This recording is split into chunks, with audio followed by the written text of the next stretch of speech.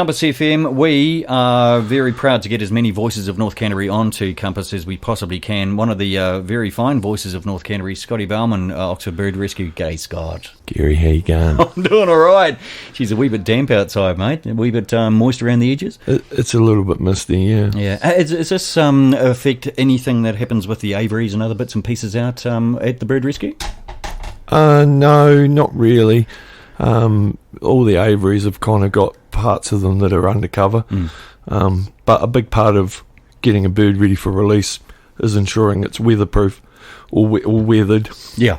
So the rain's good. Okay, excellent sort of stuff. How is this? Do you have seasons? I guess I better ask that first. Do you do have seasons where the little owls are more predominant? Then you have the raptors more prominent in what you do? Yep. Well, owls are raptors, but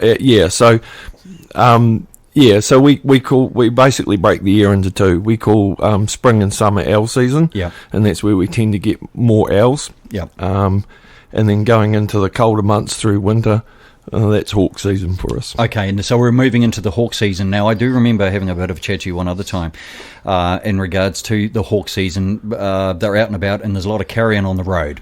And I remember you clearly saying that if you have time, please, can you get the carrion off the road, because it's basically like opening up a KFC in the middle of a motorway for the birds, yeah? Yep, definitely. So we've been running a move carrying campaign for about 6 years now.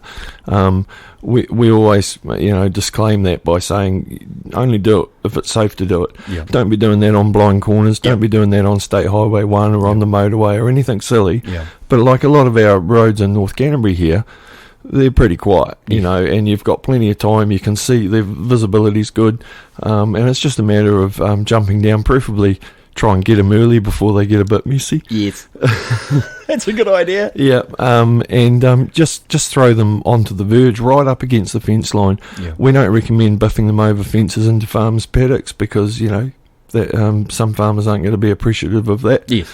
But, just get it as far off the road as possible. Nice. Okay, so how was the owl season this year? Did you get quite a few, and how many have you been able to release back into the wild? So it's been a huge season.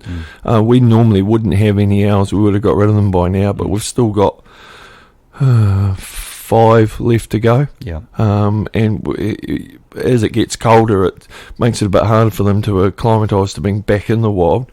So we're in a bit of a hurry to try and get the last of them gone. Do you have any owls that tend to hang around for over the winter season? Is that a traditional thing that you've had to do in the past? We have done that in the past. We try and avoid it because then effectively you're holding on to something for another 6 months. That's and the longer you're holding on to them, the more they become reliant on, being fed rather than hunting. Humans, yeah. Yeah, so we really don't like doing that. And it also requires paperwork through DOC because it's outside of our rehab permit is 3 months, and once you extend that, you have to apply. Okay, didn't know that. Well, that's something to be aware of.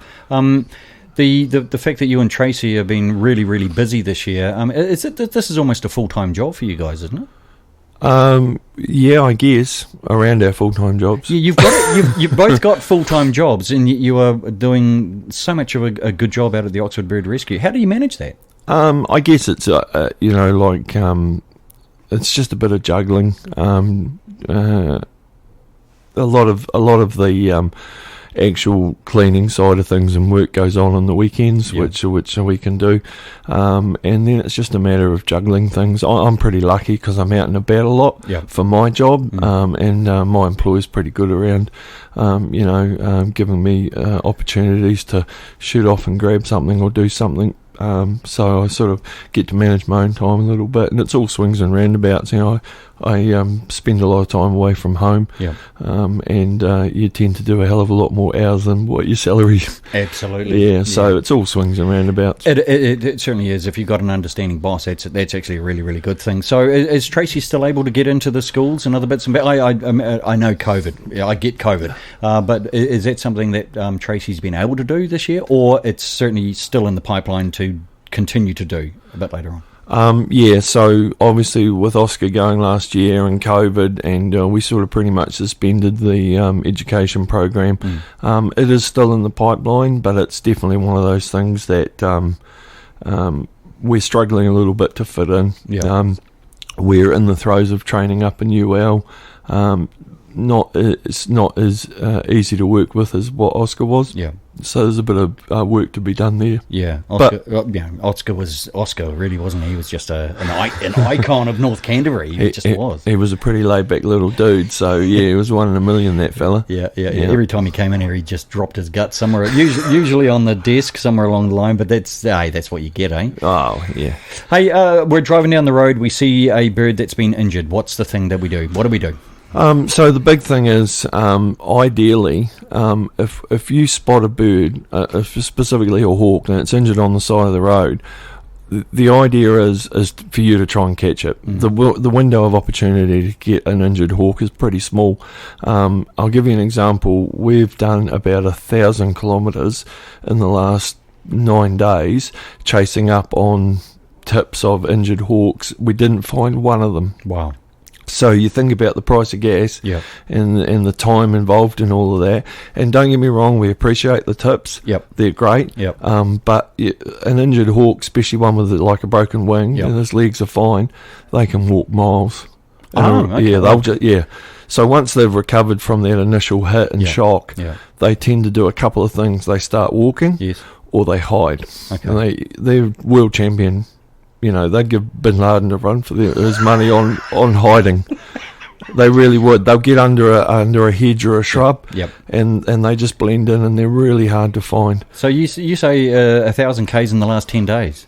That's basically driving to Invercargill and back from here. Pretty much. Yep, just 2 and 4 different places around Canterbury, North Canterbury, Mid Canterbury, trying to track down birds. Yep. Funnily enough, hawks are actually pretty easy to catch.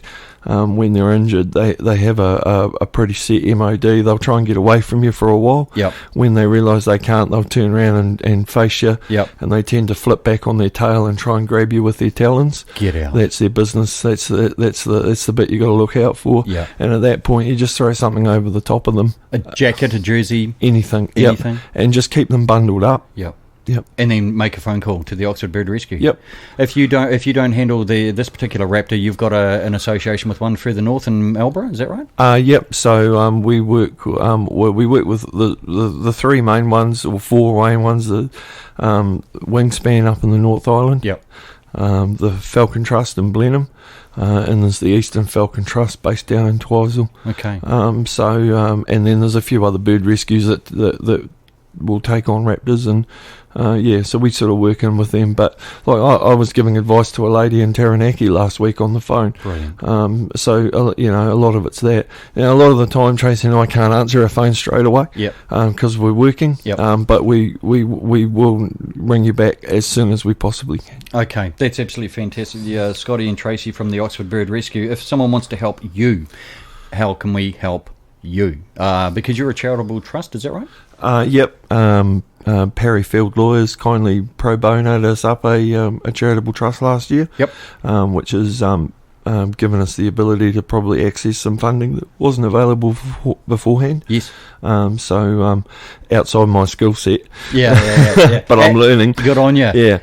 We've got a bit of that going on. Obviously, we do have some regular donors, and those people are just magic because they're the ones that are keeping the bird rescue functioning pretty much.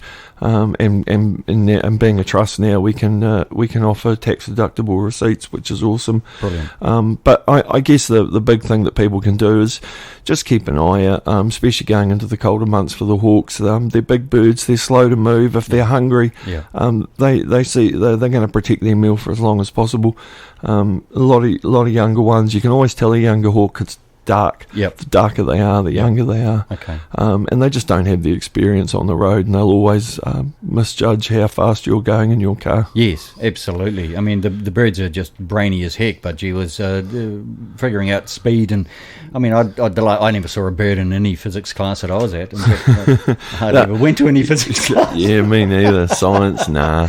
No, look, I think the thing, especially with harrier hawks, they're a bit misunderstood. A lot of people people don't realise they are a native. Yep. They self-introduced themselves to New Zealand probably about 1,000 years ago, so they've been here longer than we have. Are they a Kiriria? No, that's a falcon. That's a falcon. Yeah, Kahu is the Kahu. Maori name for it. Yep. They are a native. They're a bit of a polarising kind of a bird, depending on who you talk to. Yep. But they do deserve, nothing deserves being, starving to death on the side of the road with a broken leg or a broken wing. Yeah, it's not good. No. Just keep an eye at them. The other thing too is if you live rurally, take ownership of the road in front of your property.